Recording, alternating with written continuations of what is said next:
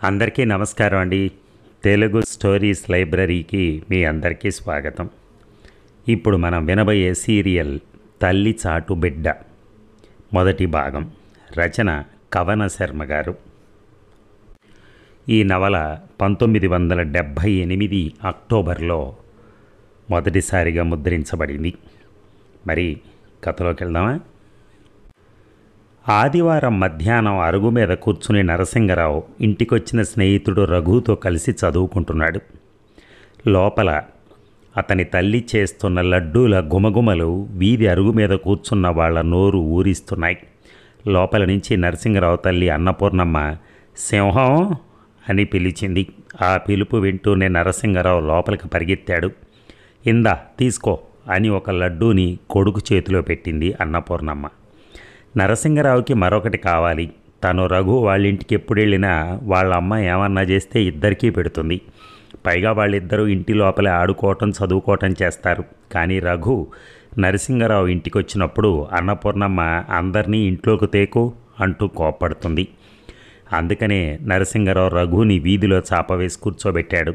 కానీ ఇవాళ లడ్డూల వాసన వీధి అరుగు మీదకే వస్తోంది.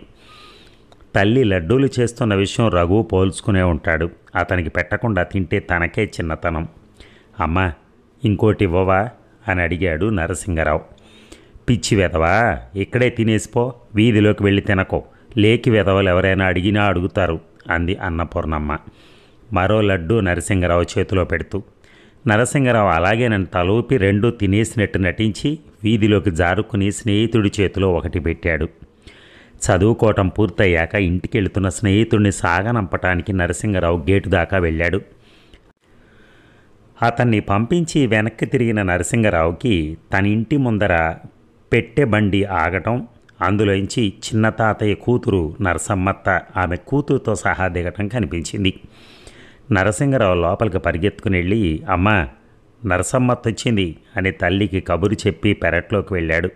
అక్కడ పూలు కోసుకుంటున్న నాయనమ్మను చేయిపుచ్చుకుని వీధిలోకి లాక్కొచ్చాడు. అప్పటికే నరసమ్మ సామాన్లు ఇంట్లో పెట్టించేసి బండి అబ్బాయికి డబ్బులు ఇచ్చి పంపించేసింది. రావే, నీ మొగుడిని వదిలిపెట్టి ఎలాగైతేనే నాళ్ళకొచ్చావు అంటూ లక్ష్మమ్మ నరసమ్మను ఆప్యాయంగా పలకరించింది. పో దొడ్డమ్మ, నాకు పెళ్ళై 10 ఏళ్ళయిందని మర్చిపోతావు నువ్వు. మొగుడిని వదిలిపెట్టేసి ఎక్కడికైనా పారిపోదాం అనుకునే వయసు వచ్చేసింది నాకు. ఇంతకీ వదినేది అంది జవాబుగా నరసమ్మ. అది వంటింట్లో ఏదో చేస్తుంది అని చెప్పింది లక్ష్మమ్మ. వంటింటికేసి నడిచింది నరసమ్మ. అత్త వెనకాతలే వెళ్ళిన నరసింగరావు వంటిల్లు చూసి ఆశ్చర్యపోయాడు. అరగంట క్రితం ఆ గదిలో తను చూసిన దృశ్యం లేదు. తల్లి పిండి వంట చేసిన చిహ్నాలు ఏమీ లేవు. కొట్టు గదిలోంచి చేయి తుడుచుకుంటూ వచ్చి అన్నపూర్ణమ్మ ఏమమ్మా నరసమ్మ బాగున్నావా, విజయనగరం వెళ్తూ దిగావా ఏమిటి అంటూ పలకరించింది. అవును వదిన, అమ్మను చూసి 2 ఏళ్ళు అవుతోంది. 2 ఏళ్ల క్రితం పెదనాన్న పోయినప్పుడు ఇక్కడికి వచ్చానా, అప్పుడు వెళ్ళటమే. మళ్ళీ విజయనగరం వెళ్ళలేదు. దారిలో దొడ్డమ్మను ఒకసారి చూసిపోదామని దిగాను అంది నరసమ్మ. లేకపోతే నన్ను చూద్దామని దిగావనుకుంటానని నేను. అన్నపూర్ణమ్మ నిష్ఠూరం ఆడుతుందో వేళాకోళం ఆడుతుందో నరసమ్మకు తెలియదు. ఉండే కాసేపు భాగ్యానికి మాటల బాణాలు వదులుకోవడం దేనికని నరసమ్మ జవాబు చెప్పలేదు. కాఫీ ఇవ్వనా అని అన్నపూర్ణమ్మ అడిగింది. అన్నయ్యని రాని ఏకంగా కలుపుదు గాని అంది నరసమ్మ. నరసింగరావు తండ్రి శివరామయ్య ఆ రోజు ఆఫీస్ నుంచి ఆలస్యంగా వచ్చాడు. అన్నయ్యను చూసే బయలుదేరదామని నరసమ్మ అనుకోవటంతో ఆ పూటకు ఆమె ఆగిపోవాల్సి వచ్చింది. మర్నాడు పొద్దున్నే లేచి విజయనగరం ప్రయాణం పెట్టుకుంది. అంతకుపూర్వం ఆమె ఎప్పుడు కూడా విశాఖపట్నం వచ్చినా 2 రోజులుండి మరీ విజయనగరం వెళ్ళేది. కానీ ఈసారి ఆమెకి ఉండాలనిపించలేదు. ఇంట్లో వచ్చిన మార్పులు గమనించింది. పెత్తండ్రి పోయాక పెత్తనాలు చేతులు మారుంటుందని ఊహించింది. అన్నపూర్ణమ్మ మాటలు అదోలా ఉండి బాధ పెడుతున్నాయి. అయితే మాటల్లో బయటికి ఏమీ వేలెత్తి చూపటానికి వీల్లేనట్టున్నా ఏవో ములుకుల్లాంటి అంతరార్థాలు స్ఫురిస్తున్నాయి. పూర్వంలాగా లక్ష్మమ్మ కోడల్ని కదమాయించలేకపోతోంది. మనుష్యుల నిజస్వరూపాలు అణిగి ఉన్నప్పుడు కనిపించవు, అధికారం చేతిలోకి వచ్చినప్పుడే బయటపడతాయి. తన పెత్తండ్రి బతికుండగా నాకు సొంత ఆడపడుచులంటూ ఎవరూ లేరు కదా, నువ్వే నాకు ఆడపడుచువి అంటూ మన్నించి మర్యాద చేసిన అన్నపూర్ణమ్మ ఇప్పుడు ఇలా మారిందంటే కారణం తన పెత్తండ్రి పోవటం, అధికారం అత్తగారి నుంచి కోడలి చేతికి రావటమే అయ్యుంటుందని గుర్తుపట్టింది నరసమ్మ. ఇవాళ వెళ్తున్నాను అన్నయ్య అంది కాపీల దగ్గర నరసమ్మ. 2 రోజులుండిపో అన్నాడు మామూలు ధోరణిలో శివరామయ్య. 2 రోజుల్లో నేను తిరిగి వెనక్కి వెళ్ళిపోవాలి. వెళ్ళకపోతే మీ బావగారికి ఇబ్బంది. మరి ఇంకా విజయనగరం వెళ్ళి అమ్మని చూడాలి కదా. ఇంకొక రోజైనా ఉండవే అంది లక్ష్మమ్మ కల్పించుకుని. వీలవ్వదొద్దు అడ్డమ్మ. నువ్వు చెప్పవే అన్నపూర్ణ, నువ్వు చెప్తే నీ ఆడపడుచు వింటుంది అంది లక్ష్మమ్మ. మీ చేదస్తం కానీ వీలైతే నరసమ్మ ఎందుకు ఉండదో. పూర్వం ఎన్నిసార్లు ఉన్నది కాదు. మా అన్నయ్య గారిని ఇబ్బంది పెట్టడానికి నాకు మనస్సు ఒప్పదు బాబు. మనం నరసమ్మని ఇంకో పూట ఉంచేసుకుంటే విజయనగరంలో పిన్నత్తగారు కర్రపుచ్చుకుని వస్తారు. ఇదిగో నరసమ్మ, ఈసారికి వదిలిపెడుతున్నా. ఈసారి 2 రోజులు తక్కువ కాకుండా ఉండేలా రావాలి నువ్వు అంది అన్నపూర్ణమ్మ. ఆ పిలుపులో ఇది మాట వరసకి పిలిచిన పిలుపు. నిజం అనుకుని రాగలవు. నిన్ను పిలిచి నా మర్యాద నేను కాపాడుకున్నా. నీ దూరంలో నువ్వు ఉండి నీ మర్యాద నువ్వు కాపాడుకో అన్నర్థం స్ఫురించింది నరసమ్మకి. అట్లాగే వదిన, ఇప్పటికీ నన్ను వదిలిపెట్టావు కనుక ఈసారి మరి తప్పకుండా ఉండేలా వస్తాను. అన్నయ్య, సింహం చేత బండి తెప్పిస్తే వెళ్తాను. స్నానమైనా చేయకుండా ప్రయాణం ఏమిటి అని లక్ష్మమ్మ ఆశ్చర్యంగా అడిగింది. ప్రయాణంలో ఎలాగూ దుమ్ము కొడుతుందిగా దొడ్డమ్మ, ఇంటికి వెళ్ళి ఏకంగా స్నానం చేస్తాలే. లక్ష్మమ్మ ఎంత చెప్పినా నరసమ్మ వినలేదు. సింహం చేత బండి తెప్పించు అంది. నరసింగరావు బాడిగా ఆ బండి తెచ్చాడు. నరసమ్మ కూతుర్ని సామాన్ తీసుకుని బండెక్కింది. లక్ష్మమ్మ ఇంకా ఊరుకోలేక, ఒరే శివుడు, చెల్లెలకు రవిక ముక్క అయినా పెట్టకుండా బండెక్కిస్తావురా అంది కొడుకుతో. శివరామయ్య జేబులోంచి 20 రూపాయలు తీసి చెల్లెల చేతిలో పెట్టి, ఇవాళే వెళ్తావు అనుకోలేదే, అందుకే ఏం కొనలేదు. నువ్వు పిల్ల మీకు కావాల్సినవి కొనుక్కోండి, ఈ 20 పెట్టి అన్నాడు నొచ్చుకుంటూ. అభిమానాలు పెట్టుపోతలతో కొలుస్తామా అన్నయ్య అంది నరసమ్మ. ఆ మాటకి నువ్వు డబ్బిచ్చినంత మాత్రాన మీకు నా మీద అభిమానం ఉందని అనుకోను అని అర్థమా, లేక నువ్వు రవిక గుడ్డ పెట్టకపోతే మీకు నా మీద అభిమానం లేదని అనుకునే అంత అవివేకిని కాను అని అర్థమా అని ఆలోచిస్తూ నిలబడిపోయాడు శివరామయ్య. నరసమ్మ బండిలో వెళ్ళిపోయింది.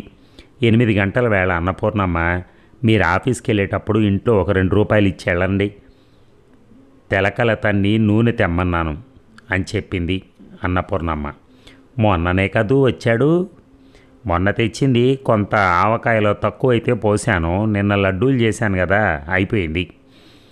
యుద్ధం రోజుల్లో వస్తువులు దొరక్క లడ్డూలు చేసావా ఆశ్చర్యపోయాడు శివరామయ్య. అన్నట్టు అదేమిటి అన్నపూర్ణ, కుర్రముండ విజయనగరం వెళ్ళిపోతుంటే కూడా దాని చేతిలో ఒక్కటైనా పెట్టావు కాదు అంది లక్ష్మమ్మ. నరసమ్మత్త కూతురికి తల్లి లడ్డూలు ఎందుకు పెట్టలేదా అని నరసింగరావు నిన్నటి నుంచి ఆశ్చర్యపోతున్నాడు. పూర్వం అత్తొచ్చినప్పుడల్లా నాయనమ్మ పెద్ద ఆర్భాటం చేసి ప్రత్యేకంగా పిండి వంటలు చేసి పెట్టేది. కానీ ఈసారి తన తల్లి ప్రత్యేకంగా ఏమీ చేయకపోయినా చేసిన లడ్డూలైనా ఎందుకు పెట్టలేదా అనుకున్నాడు. కొంచెమే చేశాను.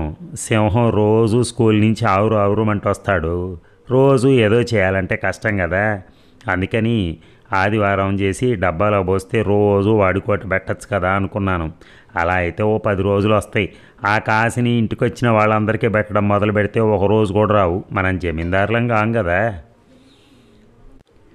అదేం విడ్డూరమే, జమీందారులం కాము అని ఇంటికి వచ్చిన ఆడపడుచుకి దాని పిల్లకి చేతిలో లడ్డు కూడా పెట్టమా? బండి ఎక్కేటప్పుడు మీ అబ్బాయి ఎలాగో చేతిలో పెడతారు కదా అని ఊరుకున్నాను. శివరామయ్య ఏమీ అనలేదు.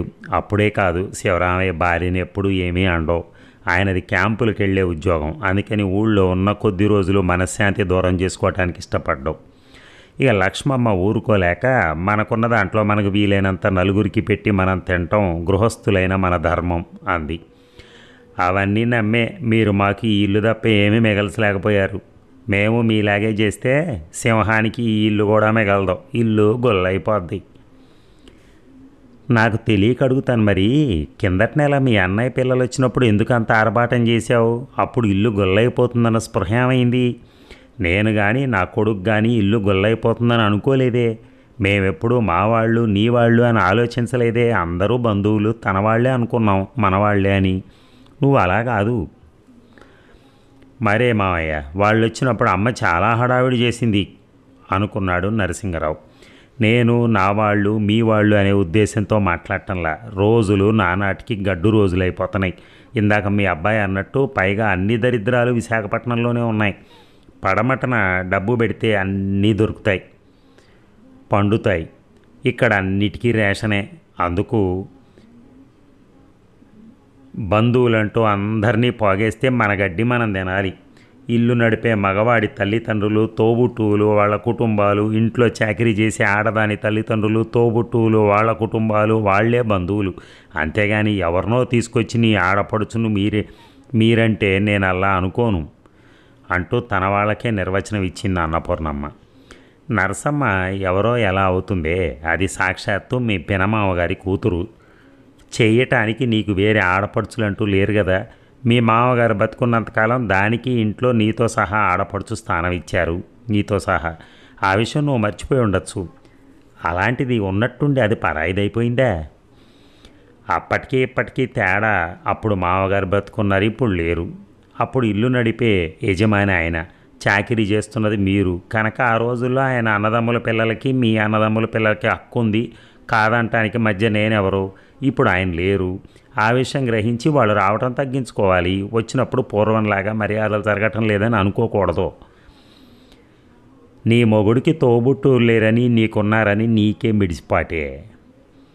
మీరు ఎలా అనుకున్నా సరే ఆయనకి తోబుట్టూరు లేని కొరత తీర్చడానికి గాను ఆయనకు అన్నదమ్ములు అప్పచెల్లెళ్ళ వరుసైన వాళ్ళందరినీ పోగేసి నేను చాకరీ చేయను అని అన్నపూర్ణమ్మ కుండ బద్దలు కొట్టి చెప్పింది. 7 ఏళ్ల నరసింగరావుకు ఆ తగులు అర్థమైంది. తనొక్కడే తల్లి చేసిన లడ్డూలు తింటే ఎక్కువ రోజుల పాటు తను తింటానుకుంటాయని, ఇతరులతో పంచుకు తింటే తక్కువ రోజులు వస్తాయని. అన్నపూర్ణమ్మకు మళ్ళీ నూనె సంగతి గుర్తొచ్చింది. అన్నట్టు మాటల్లో బడి మర్చిపోయాను, 2 రూపాయలు ఇవ్వండి, నూనె వాడికి ఇవ్వాలి అని అడిగింది భర్తని. లేవు అన్నాడు అతను బుర్రగోక్కుంటూ. అయితే బడాయికి పోయి జేబులో ఉన్నదంతా ఆవిడ గారి చేతిలో పెట్టారన్నమాట అంది అన్నపూర్ణమ్మ మూతి తిప్పుకుంటూ. లక్ష్మమ్మ లోపలికి పోయి తన కొడుకు ఎప్పుడో అవసరానికి ఇచ్చిన డబ్బు ఒక 50 ఉంటే అందులోంచి ఒక 20 తీసుకొచ్చి కోడల చేతిలో పెట్టి, నరసమ్మ నా చుట్టం, దాని ఖర్చు నేను పెట్టడమే సబబు. ఏదో పెద్ద ముండని బతుకున్నాను గనక. నేను బతుకున్న నాళ్ళు వాళ్ళు వస్తూ ఉంటారు. నువ్వు మంచిదానివి కనుక్కో. వాళ్ళ మొహాన తలుపులు వేయలేదు ఇంకా, ఎందుకంటే మంచిదానివి గనక. అందుకే నేను సంతోషిస్తున్నా. నేను కూడా తొందరగా మీ మామగారి దగ్గరికి పోతే బాగుండు అంది. ఇప్పుడు మిమ్మల్ని నేనేమన్నాను అంది అన్నపూర్ణమ్మ ఆ డబ్బు తీసుకుంటూ. ఇక లక్ష్మమ్మ మంచాన పడింది. శివరామయ్య క్యాంపులకు వెళ్ళటం తప్పట్లేదు. అన్నపూర్ణమ్మ అత్తగారికి చేయటం తనకు విధాయకం అనుకుని అన్ని పనులు చేసేది. పొద్దున్నే లేవటం, అత్తగారికి కమోడు మీద కూర్చోబెట్టడం, పళ్ళు తోమించడం, స్నానం చేయించడం, అన్నం తినిపించడం అన్నీ సొంత తల్లికి చేసేటట్టు చేసింది. ఉన్నట్టుండి ఒక రోజున శివరామయ్య ఊళ్ళో ఉన్న రోజున లక్ష్మమ్మ పోయింది. పోయే ముందు, ఓసే అన్నపూర్ణ, నువ్వు సొంత కూతురులా చేసావే, నువ్వు నాకు అంత సేవలు చేస్తావని అనుకోలా అంది.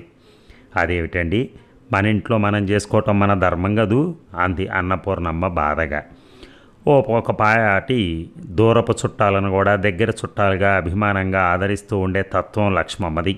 మరీ దగ్గర చుట్టాలను తప్పించి కొంచెం దూరపు చుట్టాలని దూరంగా ఉంచాలన్న అభిప్రాయం అన్నపూర్ణమ్మది. నరసమ్మ విషయంలో నిర్మోహమాటంగా అన్నపూర్ణమ్మ నేను చుట్టరికపు మర్యాదలు చేయను అని చెప్పడంతో అన్నపూర్ణమ్మ అధికారంలో తన బతుకు మరీ అధ్వానం అయిపోతుందేమోనని లక్ష్మమ్మ భయపడింది. ఆ బెంగలోనే మంచాన పడింది. నిజానికి లక్ష్మమ్మ తన వాళ్ళంటూ తన చుట్టూ గీసుకున్న వృత్తపు పరిధి కంటే అన్నపూర్ణమ్మ తన చుట్టూ గీసుకున్న వృత్తపు పరిధి చిన్నది. ఈ 2 వృత్తాలు ఖండించుకోగా ఏర్పడి సామాన్య వృత్త భాగాల్లో పడే వ్యక్తుల పట్ల అన్నపూర్ణమ్మకు ఆదరాభిమానాలున్నాయన్న విషయం లక్ష్మమ్మ అర్థం చేసుకోలేదు. లక్ష్మమ్మ పోయినప్పుడు శివరామయ్య ఆమె కర్మాను యథావిధిగా జరిపించాడు. నరసమ్మ, ఆమె తల్లి, ఇంకా చాలామంది చుట్టాలు వచ్చారు. అన్నపూర్ణమ్మ కూడా ఎక్కడ లోపల రానీలా. లక్ష్మమ్మ పోయిన మరుసటేడు నరసింగరావుకి చెల్లెలు పుట్టింది. శివరామయ్య ఆ పిల్లకు కనకమహాలక్ష్మి అని తల్లి పేరు పెట్టుకున్నాడు. ఆ పిల్లకి నరసింగరావుకి 9 ఏళ్ళు తేడా. చాలా రోజుల తర్వాత మళ్ళీ ఇంట్లోకి పసిపిల్ల రావడంతో శివరామయ్యకి, అన్నపూర్ణమ్మకి కనక మహాలక్ష్మి అంటే ముద్దు. నరసింగరావుకి చెల్లెలంటే ముద్దే. కానీ తల్లి కానీ తండ్రి కానీ తనను మరీ పెద్దవాడిగా గట్టి ఒరేయ్ చిన్నపిల్ల దాన్ని ఏడిపించుకో అంటూ ఉంటే ఇష్టం ఉండేది కాదు. చిన్నప్పుడు తన ముద్దు ఏకధాటిగా సాగటం వల్ల లక్ష్మి అప్పుడప్పుడు నరసింగరావుకి పోటీదారురాలులాగా కనిపించేది. కానీ బయట ఆ భావం చూపించేవాడు కాదు బయటికి. నరసింగరావు మీద తండ్రి ప్రభావం కంటే తల్లి ప్రభావం ఎక్కువగా ఉండేది. తల్లి మాట నరసింగరావు జవదాటేవాడు కాదు. శివరామయ్య ఎప్పుడైనా ఏమేవ్ వాడింతగాని మాట వింటున్నాడని సంబరపడిపోకో, ఇట్లాంటి వాళ్ళే పెద్దయ్యాక తల్లి మాట వింటం మానేసి పెళ్ళాం మాట వింటారు, అప్పుడు వాడినని లాభం లేదు అనేవాడు నవ్వుతూ. ఎవరు అలా మారరో అనేది అన్నపూర్ణమ్మ. నా మాట తీసుకో, చిన్నప్పుడు మా అమ్మ మాట వినే అలవాటు కొద్దిగేగా, ఇప్పుడు ఎవరినో ఒకళ్ళ మాట వినకపోతే తోచక నీ మాటే వింటున్నాను అనేవాడు. చాలండి బడాయిలు అనేది అన్నపూర్ణమ్మ. నరసింగరావు పెంపకం బాధ్యత అన్నపూర్ణమ్మ స్వీకరించింది. మామూలుగా పెద్దవాళ్ళందరూ తాము పెరిగిన పద్ధతి చాలా అద్భుతమైందని అనుకుని తమ పిల్లల్ని అలా పెంచాలని ఆశిస్తారు. అన్నపూర్ణమ్మ కూడా అలాగే ఆశించింది. అయితే తను పెరిగిన పద్ధతి ఎంత అద్భుతమైందైనా అది ఆడపిల్లలు పెరిగిన పద్ధతిని గుర్తించక కొడుకుల్ని ఆ పద్ధతిలో పెంచాలనుకోవటం తప్పు. అన్నపూర్ణమ్మ పెంపకంలో పెరిగిన కనకమహాలక్ష్మి మంచి కూతురు, మంచి భార్య, మంచి కోడలయ్యే అవకాశం ఉంది. నరసింగరావుకి ఆ పెంపకం నప్పలేదు. నరసింగరావుకి బట్టలు మాసిపోయే ఆటలు పట్ల అసహ్యం పెంచుకున్నాడు. క్యారమ్సు, వర్డ్స్ బిల్డింగు ఆడేవాడు. రఘు మిగతా స్నేహితులు కర్రాబిళ్ళ, చెడుగుడు, నుంచుంటే తాపు ఆడుతూ ఉంటే పుస్తకాలు ముందేసుకుని కూర్చునేవాడు. అందుకని నరసింగరావుకి క్లాసులో మంచి మార్కులు వచ్చాయి. ఆ వీధిలో పిన్నులకి, దొడ్డమ్మలకి, అత్తయ్యలకి నరసింగరావు బాగా చదువుకుంటాడని, బట్టలు మాపుకోడని చాలా ఆదర్శప్రాయుడిగా కనిపించేవాడు. వాళ్ళు వాళ్ళ పిల్లల్ని నరసింగరావును చూసి ఆయన నేర్చుకోండిరా అనేవారు. కర్రాబెళ్ళ ఆడితే కళ్ళు పోతాయని, చెడుగుడు లాంటి ఆటలు అలగా వెదవలాడే ఆటలని అన్నపూర్ణమ్మ నరసింగరావుకి నూరిపోసింది. అందుకు నరసింగరావు చిన్నప్పటి నుంచి అప్పన్న, నరసన్నలతో ఆడేవాడు కాదు. అతనికి చెప్పుకోదగ్గ స్నేహితుడు ఒక్కడు రఘు మాత్రమే. రఘు ఇల్లు నరసింగరావు పక్కిల్లు. పైగా రఘు తండ్రి ఆంధ్ర యూనివర్సిటీలో రీడర్. సమాన తాహతున్న రఘుతో నరసింగరావు ఆడటానికి అన్నపూర్ణమ్మకి అభ్యంతరం ఉండేది కాదు. మరి ఈ ఇంటి లోపలికి తీసుకురావటానికి, తను తినేవన్నీ నరసింగం రఘుకు పెట్టడానికి అన్నపూర్ణమ్మకి అభ్యంతరం కూడా ఉండేది. నరసింగరావుకి ఆరోగ్యం మొదట్లో సరిగ్గా లేని కారణంగా తనకంటే 2 సంవత్సరాలు చిన్నవాడైన రఘు క్లాస్ చదివేవాడు. రఘు తన వయసుకు ఒక క్లాస్ ఎక్కువ చదివితే నరసింగరావు క్లాస్ తక్కువ చదివేవాడు. అందుకని రఘు, నరసింగరావు కలిసి స్కూల్కి వెళ్ళేవారు. నరసింగరావు 16వ ఏట స్కూల్ ఫైనల్లోకి వచ్చాడు. లక్ష్మి 5లోకి వచ్చింది. లక్ష్మికి తనకంటే 5 ఏళ్ళు పెద్దదైన సుభద్ర అనే స్నేహితురాలుంది. సుభద్రకి ఎప్పుడు మల్లెపూలా ఉండే నరసింగరావు అంటే చాలా ఆరాధన ఉంది. సుభద్ర, నరసింగరావులు చూడటానికి రావటం కోసమే లక్ష్మితో స్నేహం చేసింది. నరసింగరావును చూడటానికి రావటం కోసం. నరసింగరావు కూడా సుభద్రతో క్యారమ్స్ ఆడటంలో థ్రిల్ అనుభవించేవాడు. ఒకరోజు రఘు, నరసింగరావు స్కూల్ నుంచి వచ్చి వాళ్ళ గుమ్మం ముందు నిలబడి ఆ రోజు స్కూల్లో ఇచ్చిన హోంవర్క్ గురించి మాట్లాడుకుంటున్నారు. అప్పుడు లక్ష్మి వచ్చి, అన్నయ్య కొంచెం చెట్టెక్కి జామకాయలు కోసిపెట్టరా అని అడిగింది నరసింగరావుని. నాకు అదే పని మరి అన్నాడు. సుభద్రకు కావాలట అంది లక్ష్మి. అలా అంటే అయినా నరసింగరావు కోసి పెడతాడేమోనని. చెట్టెక్కి కోయటానికి నేనేమన్నా కోతినా? నరసింగరావు వెటకారంగా అన్నాడు. లక్ష్మి ఏడుపు మొహం పెట్టింది. ఆ అమ్మాయి పెద్ద కళ్ళు నీళ్లతో నిండడం చూసి భరించలేక, నేను కోసిపెట్టనా అని అడిగాడు రఘు. లక్ష్మి ఆనందంగా తలూపింది. రఘు చెట్టెక్కి జామకాయలు కోసి లక్ష్మి చేతికిచ్చాడు. లక్ష్మికి చెట్టెక్కి జామకాయలు కోసిన రఘు కథల్లో రాజకుమారుల్లా కనిపించాడు. అయితే సుభద్రకి లక్ష్మి ముష్టి జామకాయల కోసం ఇంత ఇదైపోవటం, రఘు చెట్టెక్కి బట్టలు మాపుకోవటం నచ్చలేదు. రఘు చెట్టెక్కగానే నరసింగరావు ఇంట్లోకి వెళ్ళి మొహం కడుక్కొని బట్టలు మార్చుకుని వచ్చాడు. సుభద్ర మెచ్చుకోలుగా నవ్వింది. ఆ పిల్లకు నరసింగరావు ఏ పని చేసినా గొప్పగా కనిపించేది. సుభద్ర నవ్వుని రఘు గమనించాడు. ఆడపిల్లల్లో ఒక్కొక్కళ్ళకి ఒక్కొక్క చోట నచ్చుతుంది. ఒక్కొక్కడు నచ్చుతాడు. మగపిల్లలందరికీ ఒకేలాంటి ఆడపిల్లలు నచ్చనట్టే రఘుని సుభద్ర ప్రవర్తన బాధ పెట్టలేదు. నాకేం పోయింది అనుకున్నాడు. స్కూల్ ఫైనల్ పరీక్షల ముందు ప్రిపరేషన్ హాలిడేస్ ఇచ్చారు. రోజు సాయంత్రం రఘు బీచ్కి షికారికి వెళ్ళటం మొదలెట్టాడు. ఓ రోజున నరసింగరావు రఘుతో బీచ్కి నేను వస్తాను పద అన్నాడు. ఇద్దరు కలిసి బీచ్కి వెళ్ళారు. రఘు కెరటాల్లో కాసేపు కాళ్ళు కడుక్కుంటూ నిలబడ్డాడు. నరసింగరావులోని చిన్నపిల్లాడు ఆ క్షణాన అదుపు తప్పి బయటపడ్డాడు.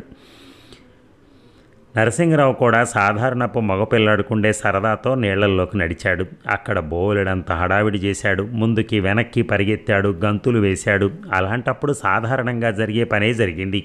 ఒక బలమైన కెరటం అతన్ని తోసేసింది. అలా మామూలుగా అయితే నిలదొక్కుకొనును, కానీ కేవలం అతను చేస్తున్న హడావిడి వల్ల నిలబడలేక నీళ్లల్లో పడ్డాడు. నరసింగరావు బట్టలు తడిసిపోయాయి. వాళ్ళు ఇళ్లకు వెళ్ళేసరికి అతను ఒంటినున్న బట్టలు ఆరలేదు. అన్నపూర్ణమ్మ ఇంటికి వెళ్ళగానే నరసింగరావుని బట్టలు ఎలా తడిసాయని నిలదీసింది. నరసింగరావు తను రఘు పిలిస్తే బీచ్కి వెళ్ళానని చెప్పాడు. పరీక్షల ముందు అలాంటి చోటుకి రఘు నిన్నెందుకు పిలవాలి అసలు? రఘు రాని అడుగుతాను అని ఆమె హడావిడి చేసింది. మర్నాడు రఘు 5వ పాఠం గురించి అడుగుదామని నరసింగరావు వాళ్ళ ఇంటికి వెళ్ళేసరికి నరసింగరావు జలుబుతో బాధపడుతున్నాడు. అన్నపూర్ణమ్మ వాళ్ళిద్దరూ మాట్లాడుకుంటుంటే వచ్చి, చూడు రఘు, నువ్వు వెళ్తే వెళ్ళు, కానీ మా వాడిని ఆ సముద్ర స్నానానికి తీసుకెళ్లకు. అక్కడికి వెళ్ళి ఎంతమంది చచ్చిపోయారో వింటూనే ఉన్నాం కదా. అందులోనూ పరీక్షలు అంత దగ్గరగా ఉన్నప్పుడు ఎవరైనా వెళ్తారా? చూడు, సింహానికి జలుబు చేసింది అంటూ కేకలు వేసింది. నరసింగరావు నోరెత్తలేదు. తనంతట తానే వెళ్ళాడని రఘు పిలవలేదని తల్లితో చెప్పలేదు. ఆ మాట చెప్తే నరసింగరావు పరిస్థితి ఎలా ఉంటుందో అర్థం చేసుకుని అందుకే సింహం చెప్పి ఉండడని సరిపెట్టుకున్నాడు రఘు. అంతేగాని తన ఇబ్బందిలోంచి బయటపడటానికి నెపం రఘు మీదకి నరసింగరావు తోశాడని రఘు అనుకోలేదు. ఇక అన్నపూర్ణమ్మకు తన ఇంట్లో జరిగిన ప్రతి చెడుకి బయట వాళ్ళు ఎవరో బాధ్యులు అన్నట్టుగా అనుకోవటం అలవాటు. లేకపోతే తన ఇంట్లో చెడే జరగడానికి వీలు లేదనే ఆమె నమ్మకం. సింహానికన్నా చిన్నవాడైన రఘు సింహాన్ని తీసుకెళ్ళటం ఏమిటి అన్న విషయం అన్నపూర్ణమ్మకి తట్టలేదు. ఎవరో ఒకరు అలాంటి ప్రమాదకరమైన స్థలాలకి తీసుకెళ్ళకపోతే సింహం అయితే వెళ్ళడు అని ఆమె నిశ్చిత అభిప్రాయం. ఒరే సింహం, నువ్వు అలాంటి చోట్లకు వెళ్తే ఊరుకునేది లేదు అంటూ భయపెట్టలేదు. పైగా అన్నపూర్ణమ్మ పక్కింటికి వినపడేలాగా ఆ రఘుకి పిలవటానికి బుద్ధి లేకపోతే వెళ్ళటానికి నీ బుద్ధి ఏమైంది అంటూ కేకలేసింది. ఆ గొడవ అయ్యాక రఘు నరసింగరావు వాళ్ళింటికి వెళ్ళడం తగ్గించాడు. సరిగ్గా ఇంటర్మీడియట్ పరీక్షల ముందు ఒక ఆదివారం పూట అన్నపూర్ణమ్మ ఇంట్లో బంట్రోతు లేని సమయంలో ఒక పొగరమోతు గొడ్డు పడి పెరడంతా పాడు చేయటం మొదలెట్టింది. అన్నపూర్ణమ్మ వీధిలోకి వచ్చి వీధిలో ఉన్న రిక్షావాడిని పిలిచింది. వాడు ఆశతో వచ్చాడు. మా పెరట్లో గొడ్డు పడింది నాయన, కొంచెం తోలిపెట్టు అంటూ ఆమె అతన్ని బతిమాలింది. మంచోరే, బేరం అనుకుని వచ్చేసినాను.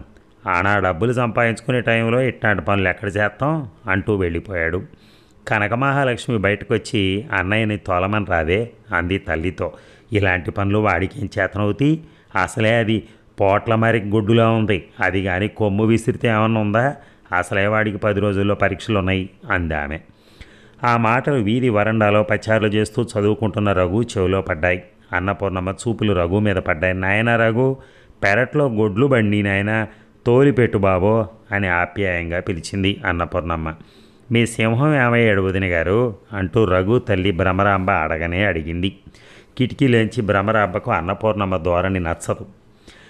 ఇంట్లో లేడు, ఉంటే మీ రఘుని ఎందుకు అడుగుతాను అన్న అన్నపూర్ణమ్మ చెప్పిన జవాబుకి లక్ష్మి ఆశ్చర్యపోయింది.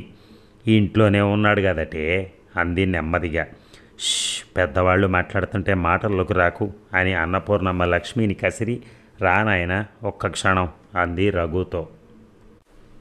రఘు ఇంట్లోకి వెళ్ళి తన తాతగారి కాలం నాటి దుడ్డు కర్ర ఒకటి తీసుకుని అన్నపూర్ణ ఇంటికి వెళ్ళి వాళ్ళ పెరట్లో నానా హైరానా పడి గొడ్డును బయటికి తరిమాడు. రఘు ఒంటి మీద అక్కడక్కడ మొక్కలు గీరుకున్నాయి. సినిమాల్లో తనని ఆపద నుంచి రక్షించిన హీరో కేసి హీరోయిన్ చూసే విధంగా లక్ష్మి రఘు కేసు చూసింది. కానీ అప్పుడు లక్ష్మికి 9 ఏళ్ళు. 16వ ఏడు నడుస్తున్న రఘుకి ఆ చూపులు గర్వం కలిగించే కానీ గిలిగింతలు పెట్టలేదు. రఘు పెదతండ్రి తణుకులో ఉద్యోగం చేస్తున్నాడు. కొన్ని సంవత్సరాలుగా రఘుకి పెత్తండ్రి అన్న, కూతురు దుర్గన్న చాలా ఇష్టం. రఘు తండ్రి చిన్నప్పుడే చచ్చిపోయాడు. అప్పటికే రఘు పెత్తండ్రి స్కూల్ ఫైనల్లో ఉన్నాడు. స్కూల్ ఫైనల్ పాస్ అయ్యి అతని పెత్తండ్రి ఉద్యోగంలో చేరి 4వ ఫారం చదువుతున్న తమ్ముడిని ఇంటర్మీడియట్ దాకా చదివించాడు. రఘు తండ్రి ఇంటర్మీడియట్ పాస్ అవగానే ఉద్యోగంలో చేరాడు. రఘు పెత్తండ్రి అప్పుడు BA పూర్తి చేశాడు. ఆ విధంగా అన్నదమ్ములిద్దరూ ఒకరికొకరు అండగా కాడి ఎద్దుల్లాగా రామలక్ష్మణుల్లాగా జంటగా కష్టపడి పైకొచ్చారు. రఘు పెత్తండ్రి బెజవాడలో ఉద్యోగం చేస్తున్న రోజుల్లో దుర్గ పుట్టింది. దుర్గ రఘు కంటే కూడా 2 సంవత్సరాల పెద్దది. విశాఖపట్నంలో BA చదువుతోంది. రఘుకి సెలవులు ఇవ్వగానే కొన్ని రోజులు వెళ్ళి తణుకులో ఉండటం అలవాటు. దుర్గా వాళ్ళ ఎదురింట్లో సుశీల ఉండేది. సుశీల తండ్రి సత్యనారాయణ. సత్యనారాయణకి సుశీల ఒక్కతే సంతానం. సత్యనారాయణకి కాలు మీద కాలు వేసుకుని కూర్చుంటే భుక్తికి ఇబ్బంది లేకుండా గడిచిపోయేది. అందుకని సత్యనారాయణ వీధరుగు మీద కుర్చీ వేసుకుని కాలు మీద కాలు వేసుకుని కూర్చుంటే భుక్తికి ఇబ్బంది లేకుండా గడిచిపోయేది.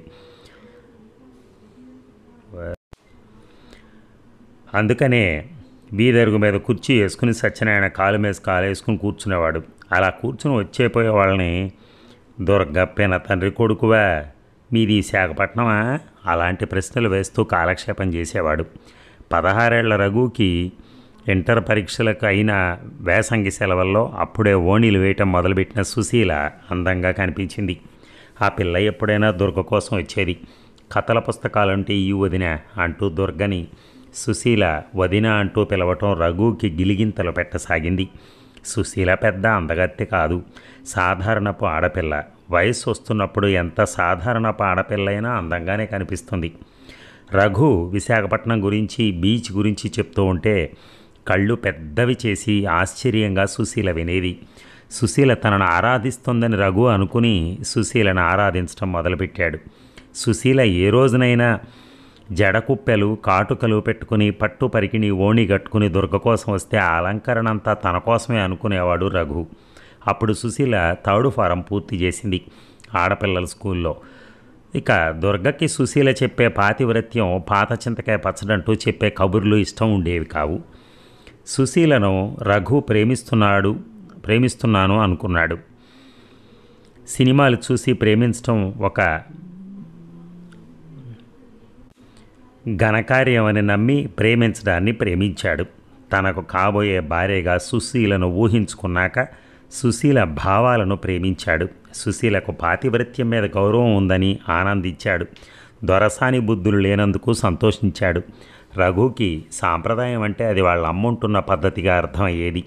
సాంప్రదాయాలు కాలంతో మారుతూ వస్తాయని రఘుకి తట్టలేదు. రఘుకి దుర్గ అంటే ఎంత ఇష్టం ఉన్నా దుర్గ అధునాతనత్వం ఎక్కడో అతనికి నచ్చేది కాదు. ఇంటర్మీడియట్ ఫస్ట్ క్లాస్లో పాస్ అయినట్టు పేపర్లో అచ్చైన రిజల్ట్స్ ద్వారా తెలియగానే ఇంజనీరింగ్లో సీటు కోసం ప్రయత్నించడానికి రఘు విశాఖపట్నం బయలుదేరాడు.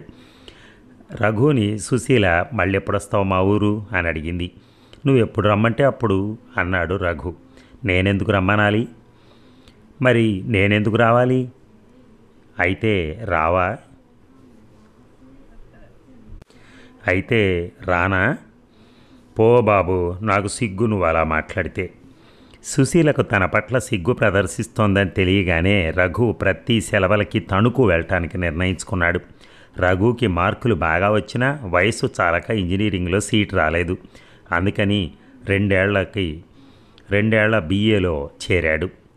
అది పూర్తయ్యేసరికి వయసు సరిపోతే ఇంజనీరింగ్లో చేరచ్చని ఆ క్రితం ఏడాది నరసింగరావు ఫిజిక్స్ అవర్స్లో చేరాడు.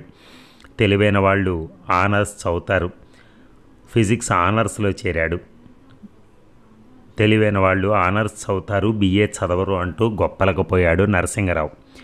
ఏమో, మా నాన్నగారు BA పూర్తి చేసి ఆ పైన ఇంజనీరింగ్ చదవమన్నారు. మరి అప్పుడు కూడా సీట్ రాకపోతే ఏం చేస్తావు? నాకు మంచి మార్కులు వచ్చాయి కదా, సీట్ ఎందుకు రాదు? ఈ ఏడాది నాకంటే బాగా తక్కువ మార్కులు వచ్చిన వాళ్ళకెందరికో సీట్లు వచ్చాయి. నాకు 7 చాలదని రాలేదు. అయినా మీ నాన్నగారు యూనివర్సిటీలో రీడర్ కదా, నీకు తప్పకుండా సీట్ వస్తుంది అన్నాడు నరసింగరావు. నాకు సీటు రావడానికి మా నాన్నగారి ఉద్యోగానికి సంబంధం లేదు. ఉంటే ఈ ఏడే నేను ఇంజనీరింగ్లో చేరుదును. రఘుకి మధ్య నరసింగరావును మాట్లాడే ధోరణి నచ్చటం లేదు. ప్రపంచంలో తనొక్కడే తెలివైన వాడన్నట్టుగా మాట్లాడతాడు నరసింగరావు. బీఏ మొదటి సంవత్సరం పూర్తయిన వేసంగిలో రఘు తణుకు వెళ్ళాడు. దుర్గ ఆ ఏడే బీఏ పూర్తి చేసింది. దుర్గకి రఘు పెత్తండ్రి పెళ్లి సంబంధాలు చూస్తున్నాడు. ఒకరోజు సుశీల తండ్రి సత్యనారాయణ, మీ నాన్నగారు నీకు సంబంధాలు చూస్తున్నారంట కదా, పై ఊరికి పంపి చదువు చెప్పిస్తుంటే నీ చేత ఉద్యోగాలు చేయించి ఊళ్ళేలిస్తారేమో అనుకున్నా అన్నాడు. సుశీల రఘుతో ఒకరోజు, మీ ఇంట్లో ఆడపిల్లలకి వేరే కాలేజీ లేదట కదా, దుర్గ మగపిల్లలతో కలిసి చదువుకుంటుందంట కదా అంది. చదువుకుంటే అని అడిగాడు. చెడిపోరు. రఘు ఆశ్చర్యపోయాడు. నువ్వు మీ ఆడపిల్లల బడిలో స్కూల్ ఫైనల్ పాస్ అయ్యాక మరి కాలేజీలో చదవవా? చదవను. మరేం చేస్తావు? ఇంట్లో కూర్చుని పని పాట నేర్చుకుంటాను, పెళ్లి చేసుకుని మొగుడికి అన్నం వండి పెడతాను, పిల్లల్ని కంటాను, పెంచుతాను. అంతేగాని సిగ్గు ఎగ్గు లేకుండా మగపిల్లల మధ్య చదువుకోలేను. రఘు ఇంకా ఆశ్చర్యపోయాడు. 4th ఫామ్ పాస్ అయిన 15 ఏళ్ల అమ్మాయికి మగపిల్లలున్న కాలేజీలో చదివితే ఆడపిల్లలు చెడిపోతారని నమ్మే అమ్మాయి తన భావి జీతం గురించి ఒక మగపిల్లాడితో ఇంత నిర్భయంగా చర్చించగలదా అని. అంతేగాని ఆ తండ్రి కూతుళ్ళు మాట్లాడే విధానం కోపం తెప్పించలేదు. అదొక స్కూల్ ఆఫ్ థాట్ అనుకున్నాడు. పోతే సిగ్గు ఎగ్గు లేని ఆడవాళ్ళ లిస్టులోకి వస్తుందని దుర్గా ధ్వనించేలా సుశీల మాట్లాడటం రఘుని కొంచెం బాధించింది. అయితే సుశీల లాంటి సిగ్గుల భరిణను పెళ్లి చేసుకుంటే ఇంట్లో 4 గోడల మధ్య పడుండి మగవాళ్ళ మదకి మాట మాటకి రాకుండా పరువుగా కాపురం చేసుకుంటుంది కనుక అది భర్త అనేవాడికి చాలా వాంఛనీయం అని సరిపెట్టుకున్నాడు రఘు.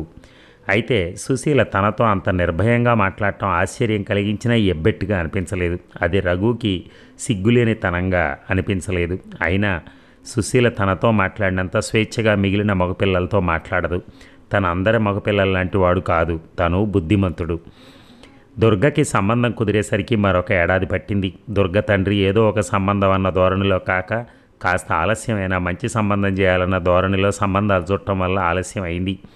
ఈ లోపల సత్యనారాయణ చదువుకున్న ఆడపిల్లలకు పెళ్లి కావటం సులభం కాదని, అందుకనే తమ సుశీలకు పెద్ద చదువులు చెప్పించనని అందరితో చెప్పటం మొదలెట్టాడు. ఆడపిల్లలు ఎలా ఉండరాదో దానికి ఉదాహరణగా దుర్గను చూపించేవాడు సుశీలకి. ఇవన్నీ సుశీల మనసులో నాటుకుపోయాయి. దుర్గ పెళ్లికి సుశీల రాలేదు. రఘు తండ్రి తల్లి రఘు అంతా పెళ్లికి ఒక 10 రోజుల ముందే వచ్చారు. దుర్గ తల్లి రఘు తల్లి తోటి కోడళ్లే అయినా సఖ్యత ఎక్కువ. పెళ్లి ఘనంగా జరిగింది. పెళ్లి కొడుకు విజయవాడలో మంచి కంపెనీ ఉద్యోగం. సుశీల పెళ్లికి రాకపోవటం రఘును ఆశ్చర్యపరిచింది. సుశీల గురించి వాళ్ళ ఇంటికి వెళ్తే, ఈడొచ్చిన పిల్లతో ఏమిటి నీకు పని అని అడిగాడు సత్యనారాయణ. రఘుకి ఏం చెప్పాలో తోచలేదు. దుర్గతో ఈ విషయం చెప్తే వాళ్ళు కాలానికి ఎదురీదే మనుషులు అంది. అంటే అని అడిగాడు రఘు. దానికి దుర్గ చాలా చెప్పింది. దుర్గ ప్రతి విషయం గురించి లోతుగా ఆలోచిస్తుంది. సానుభూతితో అర్థం చేసుకునే తత్వం ఆమెది. ఆమెతో మాట్లాడటమే ఒక ఎడ్యుకేషన్లా భావిస్తాడు రఘు. వాళ్ళని చూస్తుంటే మారుతున్న ప్రపంచంతో మారటం ఇష్టం లేని మనుషులు అనిపిస్తోంది. ఒక కాలవలో నీళ్లు వేగంగా పారుతున్నాయనుకో, ఆ కాలవ మీద నువ్వు ఒక పడవలో షికారుకు వెళ్తున్నావు అనుకో, నీకు ప్రకృతి దృశ్యం మారుతూ కనిపిస్తుంది. కాలం వేగంగా ప్రవహించే కాలవ నీరు లాంటిది. జీవితం పడవ లాంటిది. కట్టుబాట్లు కాలవ గట్టు లాంటివి. పడవ ప్రయాణంలో ప్రకృతి దృశ్యం మారితే కాలంలో ప్రయాణం చేస్తున్న వారికి సమాజపు రూపురేఖలు మారుతూ పోవటం కనిపిస్తుంది. అది సహజం. పడవనెప్పుడూ ప్రవాహానికి వాలుగా నడపడం సులభం. ఇక నౌక అయినా సరే కాల ప్రవాహంలో అంతే. కాలానికి ఎదురీదాలంటే శక్తి చాలదు ఏ నౌక అయినా సరే. ఇక సుశీల వాళ్ళు కాలానికి ఎదురుతున్నారంటావా దుర్గక్క అని అడిగాడు రఘు. అవును, వాళ్ళు ప్రయాణం చేస్తూ ఒడ్డు చేరక మునుపు ఒకచోట నాకు ఇక్కడ ప్రకృతి దృశ్యం బాగానే ఉన్నట్టు అనిపిస్తోంది అనుకుని అక్కడ పడవ నిలిపారు. ప్రయత్నించి అలసిపోయే రకం మనుషులు. అలసిపోయాక వాళ్ళకి కనీసం పడవని వాలుగా నడిపే శక్తి కూడా ఉండదు. అందుకని ఇక పడవని దాని ఇష్టం వచ్చినట్టు పోనిస్తారు. ఆ తర్వాత అదేమిటి లంగర్ వేయచ్చు కదా. కాల ప్రవాహంలో జీవితాన్ని నడపడానికి మన చేతుల్లో ఉన్నవి తిడ్లు మాత్రమే. ఆ ప్రవాహం ధాటికి నిలబడే లంగర్లు మనకు లేవు. అందుకే తనకు వచ్చిన విలువలకి, నచ్చిన విలువలకి, కట్టుబాట్లకి కాలప్రమేయం లేకుండా అంటుకుపోవాలంటే పడవని బలంగా ప్రవాహానికి ఎదురుగా నడపాల్సి వస్తుంది. అందులో విపరీతంగా మనుషులు అలసిపోతారు. అలసిపోయి విసిగిపోయి నేను విధికి బానిసని అని తమ జీవితాలని సక్రమంగా నడిపే ప్రయత్నం మానుకుని చేతిలో ఉన్న తెడ్డు విసిరేస్తారు. నిజమేలాగుంది దుర్గక్క. అలాంటి వారి వల్ల మిగిలిన వారు బాధపడవలసి వస్తుంది. కారుని దాని ఇష్టం వచ్చినట్టు పోలిస్తే డ్రైవర్కే కాక రోడ్డు మీద ఉన్న వారందరికీ కూడా ప్రమాదమే కదా. రఘు దుర్గతో ఈ విషయం మాట్లాడాక కూడా ఒక్కసారి సుశీలతో మాట్లాడాలన్న కోరికను విడిచిపెట్టలేదు. దుర్గ భర్తతో విజయవాడ వెళ్ళిపోయింది. రఘు ఒకనాడు సుశీల ఆంజనేయ స్వామి కోవెలకి వెళ్ళటం గమనించి అతను అక్కడికి వెళ్ళాడు. పూజారి ఆచార్యుల దగ్గర తీర్థం పుచ్చుకున్నాక అరుగు మీద కూర్చుంది సుశీల. రఘు దగ్గరికి వెళ్ళి, ఏం సుశీల కనిపించడం మానేశావు అని అడిగాడు. నీకెందుకు కనిపించాలి? వయసు వచ్చిన ఆడపిల్లను కదా, నీతో మాట్లాడుతూ తిరుగుతూ ఉంటే నాకు పెళ్ళి అవ్వదని మా నాన్న చెప్పాడు అంది సుశీల.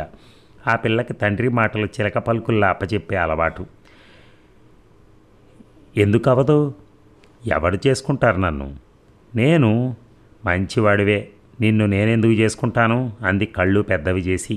సుశీలకు కళ్ళు పెద్దవి చేసి మాట్లాడటం అలవాటని, అది తన పట్ల ఆరాధన కాదని రఘు మొట్టమొదటిసారి గుర్తించాడు. ఎందుకు చేసుకోవు అని ఆశ్చర్యంగా అడిగాడు. రఘుకి తనకేం తక్కువ అర్థం కాల. విశాఖపట్నం వాళ్ళు మంచివాళ్ళు కారట, అప్పలమ్మతో పోతారట మా నాన్న అంటుంటే విన్నాను అంది సుశీల. తండ్రి చెప్పిన దాంట్లో అనుమానించదగ్గది ఏమీ లేదన్న ధోరణిలో.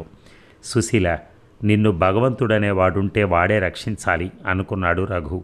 అంత సంకుచితమైన మనస్తత్వం ఉన్న సుశీలను పెళ్లాడాల్సిన బాధ్యత తనకు లేదన్న స్పృహ కలగ్గానే రఘు తేలికపడ్డాడు. తనిన్నాళ్ళు ఆ పిల్లకి ఆశలు కల్పించాడని, అందుకనే ఆమెను పెళ్లి చేసుకోవాల్సిన నైతిక బాధ్యత తనకుందని ఆలోచించినందుకు నవ్వుకున్నాడు. ఇక వస్తా సుశీల అంటూ రఘు లేస్తాడు. రఘు ఇంజనీరింగ్లో చేరిపోయాడు. నరసింగరావు ఫిజిక్స్ ఆనర్స్ చివరి సంవత్సరం చదువుతున్నాడు. లక్ష్మి స్నేహితురాలు సుభద్రకి నరసింగరావు రాజకుమారుడిలాగా కనిపించసాగాడు. వీలైనంతవరకు లక్ష్మి కోసం నరసింగరావు ఉన్న సమయంలోనే వాళ్ళింటికి వెళ్ళేది. అతని గురించి లక్ష్మి ఏమన్నా చెప్తే ఆసక్తితో వినేది. విన్నాక 16 ఏళ్ల లేత యవ్వని కలల్లో తేలిపోయేది. సుభద్ర తండ్రి సాధారణపు గుమస్తా. అయితే సుభద్ర లేక పుట్టడం చేత, ఆమె కాకుండా ఆ తర్వాత మరో పిల్లాడు మాత్రమే పుట్టడం చేత సుభద్రని గారాబంగా పెంచాడు. ఆమె అడిగిన వాటిని శక్తికి మించిన కొనిపెట్టేవాడు. అందుకని సుభద్రకి ఏది తన తాహతకు మించని కోరికో, ఏది మించిన కోరికో తెలుసుకోగల విచక్షణ జ్ఞానం ఏర్పడలేదు. అందుకనే తన భావి జీవితాన్ని తన కలల్లో నరసింగరావుతో ఊహించుకునేది. లక్ష్మిని ఎప్పుడైనా నరసింగరావు సినిమాకి తీసుకెళ్లేవాడు. అది గమనించి సుభద్ర ఒకసారి, నాకు పెద్ద మనుషులు సినిమా చూడాలనుందోయ్, నాకు తోడు లేదు, నువ్వు వెళ్తే నేను వస్తాను, మీ అన్నయ్య నిన్ను తీసుకెళ్తాడేమో కదా అంది. మా అన్నయ్యని అడగాలి అంది లక్ష్మి. అడుగు అంటూ ప్రోత్సహించింది సుభద్ర. ఆ పైన పెద్ద మనుషుల్లో రేలంగి ఉన్నాడని చెప్పింది. మర్నాడు లక్ష్మి నరసింగరావుని పెద్ద మనుషుల సినిమా చూద్దామా అన్నయ్య అని అడిగింది. ఆలోచిద్దాం అన్నాడు అతను. రేలంగి ఉన్నాడంట కదా అంది లక్ష్మి.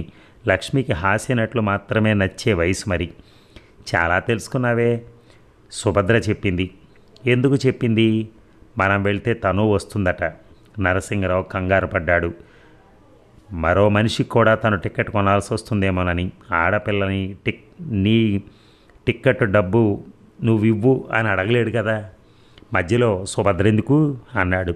అసలు ఇది సుభద్ర ప్రోగ్రామే అన్నయ్య. సుభద్రకి మనతో సినిమా చూడాలని సరదాగా ఉంది. నరసింగరావు మాట్లాడలేదు. నరసింగరావు మాట్లాడకపోవడం చూసి సుభద్రకు నువ్వంటే చాలా ఇష్టం అంది. అన్నాక లక్ష్మి నాలిక ఖర్చుకుంది.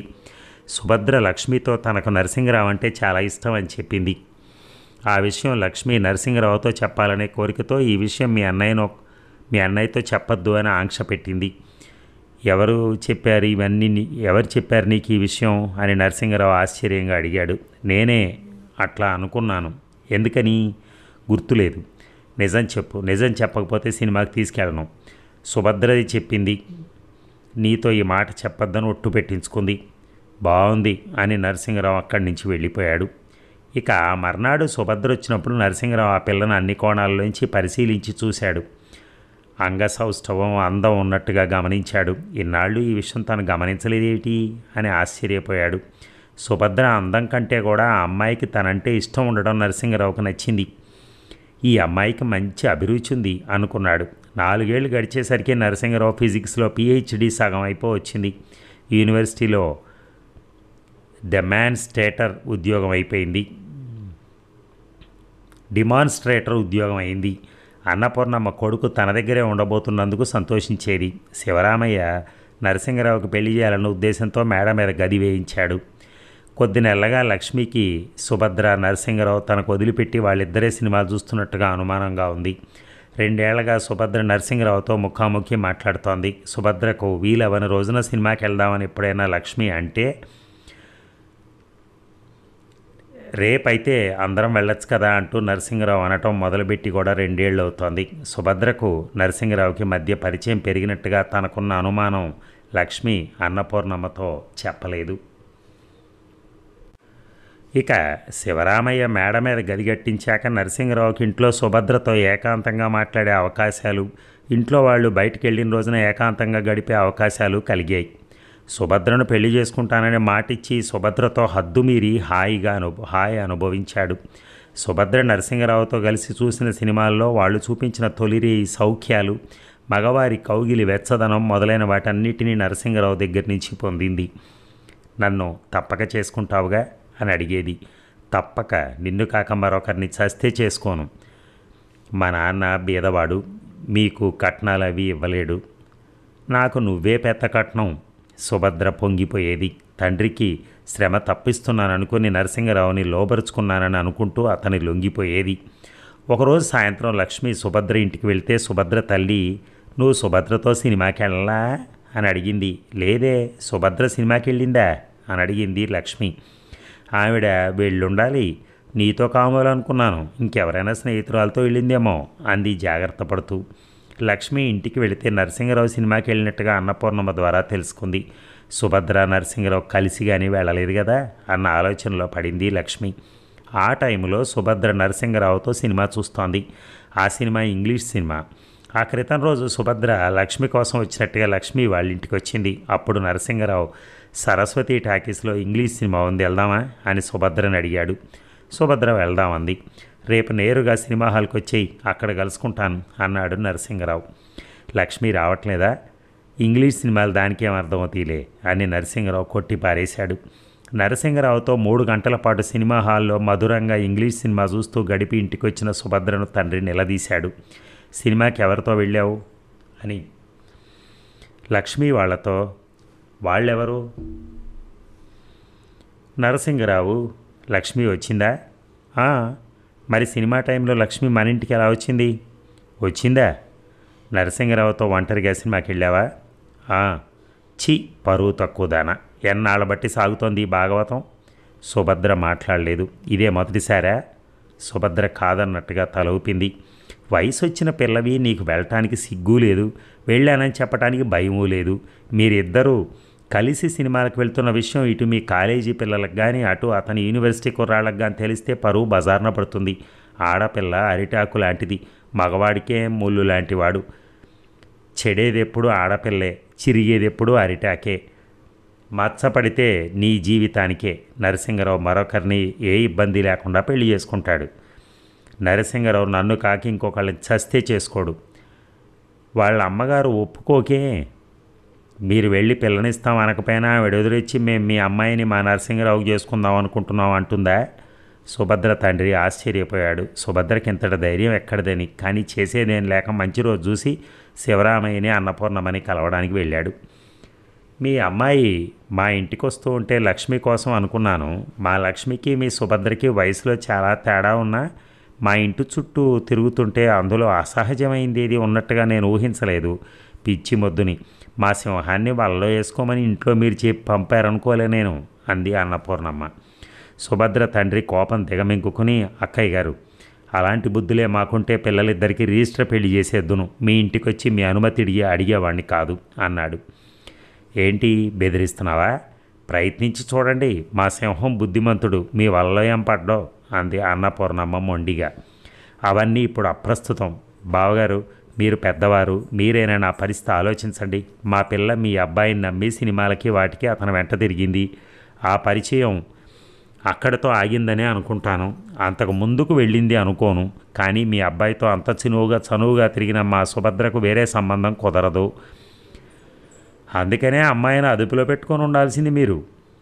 నిజమే, మీ అబ్బాయిని మీరు నమ్మినట్టే మా అమ్మాయిని నేను గుడ్డిగా నమ్మాను. చేతులు గాలేయి, మీ కాళ్ళు పట్టుకుంటున్నాను. నాకున్నంతలో పెళ్ళి ఘనంగా చేస్తాను, లాంఛనాలు జరుపుతాను.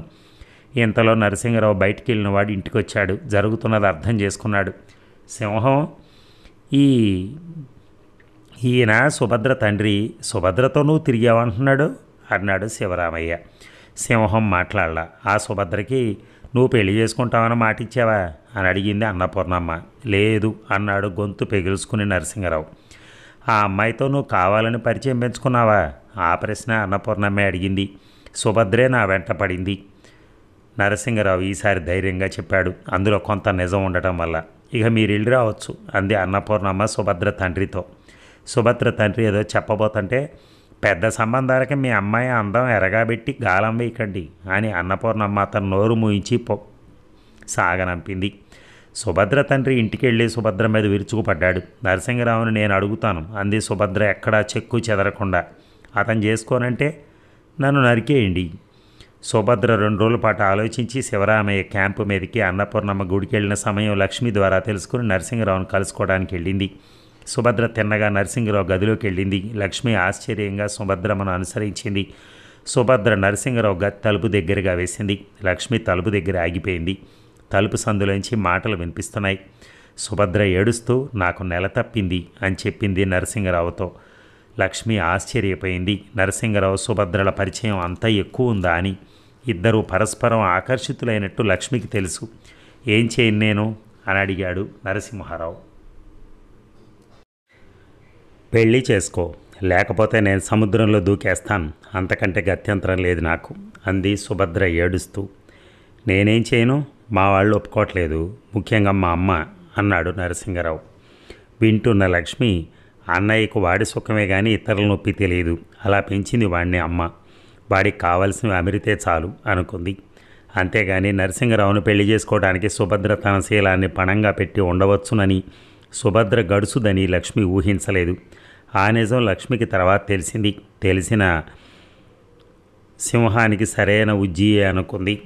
కానీ ఆ రోజున మాత్రం లక్ష్మికి సుభద్రకి ఎలాగైనా సాయం చేయాలన్న ఉద్రేకం కలిగింది. అందుకే ఏడుస్తూ బయటకు వచ్చిన సుభద్రతో, నేనంతా విన్నాను సుభద్ర, నీకు నేను సాయం చేస్తాను అంది. సుభద్ర లక్ష్మిని కౌగిలించుకుని, అంతా నీదే భారం అంటూ బోరు నేడ్చింది. మా అన్నయ్య లాంటి పిరికివాణ్ణి నువ్వు ప్రేమించడం, ఆ పైన ఇంత దూరం పోవటం నువ్వు చేసిన పొరపాటు. కానీ మా అన్నయ్యకి ఇందులో నీకెంత బాధ్యత ఉందో అంతా ఉంది, నీకు అన్యాయం జరగనివ్వను అంది లక్ష్మి. 16వ ఏడు నడుస్తున్న లక్ష్మి మాటలు గది లోపల నుంచి వింటున్న నరసింహరావుకు ఆశ్చర్యం కలిగించాయి. అమ్మతో అది నా తరపున దెబ్బలాడుతుందన్నమాట. ఇది ఒక విధంగా బాగానే ఉంది అనుకున్నాడు. సుభద్ర లక్ష్మి దగ్గర ఊరట పొంది వెళ్ళిపోయింది. లక్ష్మిని తన చదరంగంలో పావుగా వాడుకుంటున్నందుకు సుభద్ర ఒక క్షణం బాధపడింది. లక్ష్మి చూసేటట్టుగా తను కావాలనే నరసింహరావు గదిలోకి వెళ్ళింది. లక్ష్మి తమ మాటలు వినాలనే తను తలుపు ఓరగా వేసింది. నరసింహరావు తను పన్నిన ఉచ్చులో పడ్డాడు. లక్ష్మి వింటోందని తెలియక తమ ఇద్దరికీ సంబంధం ఉన్న విషయం ఒప్పుకున్నాడు. మిగిలిన కార్యం తన ఏడుపు సాధించింది. లక్ష్మి అన్నపూర్ణమ్మను అంత సులభంగా వదలదు. ఈ పెళ్లి జరుగుతుంది. సుభద్ర ఆనందంగా ఇంటికి వెళ్ళిపోయింది. ఆ రాత్రి తల్లి దగ్గర ఈ ప్రసక్తి తీసుకొచ్చింది. అన్నపూర్ణమ్మ సుభద్రని కోడలుగా చేసుకోవడానికి ఇష్టపడలేదు. లక్ష్మి తురుపు ముక్క పడేసింది. అన్నయ్యకి సుభద్రకి హద్దులు దాటిన పరిచయమే ఉంది. ఈ విషయంలో తన బాధ్యత అన్నయ్య ఒప్పుకోవటం నా చెవులతో విన్నాను. ఓరు నాయనో, ఈ తండ్రి కూతుళ్ళు ఎంతకైనా తెగించినోళ్ళు. కూతుర్ని ఇంకా ఎంతమంది అమాయకుల మీద కూసుకూలిపాడో. ఆ చెడిపోయిన పిల్లని మన కంటగడదామని చూస్తున్నాడు అంది అన్నపూర్ణ. సింహం చెడిపోయిన వాడే. సుభద్ర తండ్రి అన్నపూర్ణమ్మ ఎంతకైనా తగును. తన కొడుకు ఊళ్ళో వయసు వచ్చిన ఆడపిల్లల మీదకి ఉరుకుతుంటే చూస్తూ ఊరుకుంటుంది. అటువంటిదేదో తన కూతురికి జరిగితే కానీ అర్థం కాదు అంటాడనుకో. అప్పుడు ఏమంటావు నువ్వు? నా పెంపకానికి వాళ్ళ పెంపకానికి పోలిక. నా పెంపకంలో సింహం చెడిపోయే అవకాశం లేకుండా పెంచాను. అది నీ ఉద్దేశం. ఇంతలో నరసింహరావు అక్కడికి వచ్చాడు. లక్ష్మి, నీకు సుభద్రకి ఉన్న పరిచయం గురించి నేను విన్నానా లేదా అంటూ నువ్వేం విన్నావో ఏమో అన్నాడు నరసింగరావు. నేను కూడా ఏ పక్కింటి రఘు చేతిలోనో మోసపోయిన రోజున మీ అందరికీ అర్థమవుతుంది. ఏమే, ఆ రౌడీ వెధవ నిన్ను వల్లో వేసుకోవాలని చూస్తున్నాడా? ఈ సింహాన్ని అడ్డమైన వెధవలతో స్నేహం చేద్దురా అంటే వినకుండా రఘుతో స్నేహం చేశాడు. పైగా వాడిని ఇంట్లోకి రాణిస్తాడు అంది అన్నపూర్ణమ్మ కంగారుగా. లక్ష్మి తనన్న మాటలకు ఆశ్చర్యపోయింది. రఘు పట్ల తనకు ప్రేముండి తన చేత అలా అనిపించిందా అన్న ఆలోచనలో పడింది. రఘు మంచివాడు, తల్లి అతన్ని అలా అంటం నచ్చలేదు. మధ్య రఘు మీద విరుచుకుపడతావే? అన్నయ్య సుభద్రల విషయం తేల్చు ముందు. సుభద్రను అన్నయ్య పెళ్లి చేసుకోవటం ధర్మం. రఘుని నువ్వు ఇప్పుడు ఇన్ని మాటలు అంటున్నావు, కానీ అన్నయ్య ప్రతాపం తెలిస్తే రఘు వాళ్ళ అమ్మగారు నిన్ను అన్నయ్యని ఎన్ని మాటలు అనగలదో ఆలోచించు. ఇరుగు పొరుగు వాళ్ళలో నువ్వెప్పుడు చెప్పుకునేలా మన వంశం నిప్పు లాంటిదని చెప్పుకుంటే ఇక ముందు నవ్విపోతారు. వాళ్ళకెలా తెలుస్తుంది అన్నాడు కొంచెం బెదురుతో నరసింగరావు. అతన్ని ఆ చుట్టుపక్కల వాళ్ళు ఇన్నాళ్ళు బుద్ధిమంతుడికి ఉదాహరణగా చెప్తూ వచ్చారని అతనికి తెలుసు. ఈ విషయం బయటికి పొక్కితే తన పేరు పరువు పోతాయి. సుభద్ర చెప్పదా? సుభద్ర ఊరుకునే రకం కాదు. పైగా ఎవరైనా నన్ను మేం విన్నది నిజమేనా లక్ష్మి అని అడిగితే నిజమేనండి పిన్నిగారు అని చెప్తాను కదా నేను అంది లక్ష్మి. ఆ మాటలతో తల్లి కొడుకులు ఇద్దరూ తగ్గిపోయారు. సుభద్ర తండ్రిని ఒక మారొచ్చి నాన్నగారితో మాట్లాడమను అంది అన్నపూర్ణమ్మ. మర్నాడు సుభద్ర తండ్రి వచ్చాడు. శివరామయ్య పెళ్లిని అంగీకారం తెలియజేశాడు.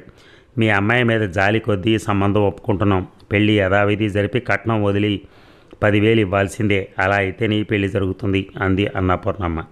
సుభద్ర తండ్రి గతి లేక షరతులను ఒప్పుకొని పెళ్లి ఆ విధంగా జరిపించాడు. అందుకోసం ఉన్న కొంప తెగనమ్మాడు. పెళ్ళయ్యాక భార్యతోనూ కొడుకుతోనూ అద్దీంట్లోకి మారాడు. తండ్రి తన పెళ్లికి ఇల్లు అమ్ముకుంటే సుభద్రకు చీమ గుట్టినంతగా కూడా బాధ కలగలేదు. సుభద్ర అనుకున్నది ఏదో విధంగా సాధించింది. సాధారణ గుమస్తా కూతుర్ని చేసుకున్న నరసింగరావు అన్నపూర్ణమ్మల ఔదార్యం చుట్టుపక్కల వారు ప్రశంసించారు. ఇక పెళ్ళైన ఏడాదికి సుభద్ర కొడుకును అంది. ఆ పిల్లవాడికి నరసింగరావు శివరాం అని పేరు పెట్టాడు. సుభద్ర పెళ్లినాటికే తను గర్భవతినని అన్న మాటల అబద్ధమని అన్నపూర్ణమ్మకు అర్థమైన పెళ్ళైన 6 నెలలకి ఇంట్లో బారసాలు జరిగితే చుట్టుపక్కల వాళ్ళు నవ్వేవాళ్ళు కదా. ఇప్పుడు ఆ బాధ లేనందుకు అన్నపూర్ణమ్మ సంతోషించింది. తన వంశం నిప్పు లాంటిదే, అందుకని సుభద్రను ఆ అబద్ధానికి క్షమించింది. నరసింగరావును ఆ మాత్రం అబద్ధం చెప్పటం వల్ల మీరు నాకు దక్కారు. మీరు మంచివాళ్ళు, నీతిమంతులు, అందుకే నన్ను పెళ్లి చేసుకున్నారని మెచ్చుకుంది సుభద్ర. ఒకరోజు రాత్రి శివరామయ్య ఇంట్లో లైట్లు పోయాయి. నరసింగరావు థీసిస్ రాసుకుంటున్నాడు. శివరామయ్య ఊళ్ళో లేడు. అన్నపూర్ణమ్మ సెలవులకి ఇంటికి వచ్చిన రఘుని కేకేసి, రఘు, మా ఇంట్లో దీపాలు పోయాయి, కాస్త ఎలక్ట్రిసిటీ డిపార్ట్మెంట్ వాళ్ళతో చెప్పున ఆయన. నరసింగరావు ఇంతంత లావు పుస్తకాలు ముందేసుకుని ఏవో కాగితాలు రాసుకుంటున్నాడు. వాళ్ళు లేస్తే కాగితాలు ఎగిరిపోతాయట అని బతిమాలింది. పోయింది ఫ్యూజ్ అయితే ఎలక్ట్రిసిటీ వాళ్ళు రానక్కర్లా, నేనే వేస్తాను. పోల్ దగ్గర పోయి ఉంటే పిలుచుకొస్తానని రఘు టార్చ్ తీసుకుని పక్కింటికి వెళ్ళాడు. లక్ష్మిని కాస్త టార్చ్ పట్టుకోమని ఫ్యూజ్ కవర్ తీసి పోయింది అక్కడ ఫ్యూజేనని గమనించి తను తీసుకెళ్లిన 5 ఆంపియర్ల ఫ్యూజు వేశాడు. అతను ఫ్యూజ్ వేస్తుంటే ఇవన్నీ నీకు చేతనవునా అని ఆశ్చర్యంగా అడిగింది లక్ష్మి అందంగా కళ్ళు పెద్దవి చేసి. రఘుకి కళ్ళు పెద్దవి చేసి లక్ష్మి మాట్లాడుతుంటే తణుకులోని సుశీల గుర్తొచ్చింది. లక్ష్మిని సుశీలను ఒక క్షణం పోల్చుకున్నాడు మనసులో. లక్ష్మి అందమైందే, తను గమనించలేదు కానీ అనుకున్నాడు. నాకింకా చాలా చేతనవును అన్నాడు రఘు. పెద్ద హీరోలా కబుర్లు చెప్తున్నావు అంది లక్ష్మి. హీరోని గనకే. ఏది హీరో చేసేది ఏమైనా చేసి చూపించు. రఘు మెయిన్ స్విచ్ వేశాడు. లైట్లు వెలిగాయి. ఆ లైట్ల వెలుగులో లక్ష్మిని ఒకసారి చూశాడు. లక్ష్మి టార్చ్ లైట్ ఆర్పింది. లక్ష్మి లేతగా చాలా అందంగా కనిపించింది. రఘు వెంటనే మెయిన్ స్విచ్ ఆఫ్ చేసి లక్ష్మిని దగ్గరికి తీసుకుని మొండి ధైర్యంతో ముద్దు పెట్టుకున్నాడు. ఆ తర్వాత మెయిన్ స్విచ్ వేశాడు. లైట్లు వెలగానే లక్ష్మి లోపలికి సిగ్గుతో పారిపోయింది. ఏమిట్రా లైట్లు ఆరిపోయాయి అంటూ అన్నపూర్ణమ్మ వీధి గుమ్మంలోకి వచ్చింది, వీధి గదిలోకి. టెస్ట్ చేశాను అన్నాడు రఘు. అతను పంపిన కరెంటుతో లక్ష్మిలో 1000 దీపాలు వెలిగాయి. మరి రెండో భాగం మనం ఇంకొక 2 అవర్స్లో విందాం. Thank you.